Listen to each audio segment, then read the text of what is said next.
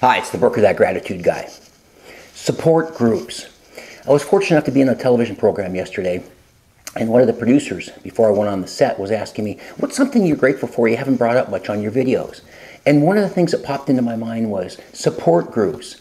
I remember when my wife passed away, I'd never really been familiar with a support group.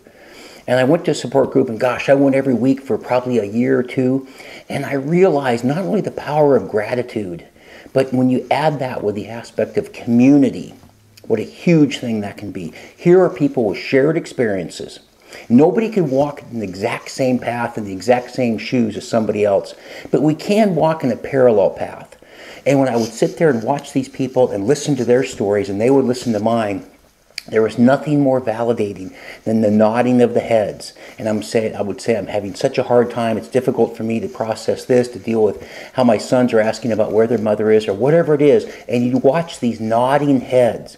And I realized it was the validation of that that made you feel like you weren't the only person in the world that was suffering and the only person in the world that was going through such a tough time. So you put together a support group, you put together gratitude, you put together community.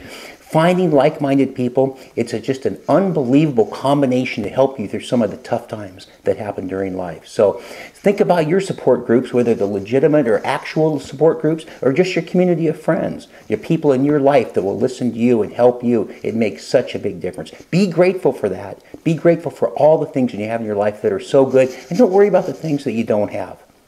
Be writing that gratitude journal every single day. An unbelievable difference that'll make in reframing and refocusing your life into one of everything you're thankful for and appreciative of, and most of all grateful for. That's it for today. Have a grateful day. We'll see you tomorrow.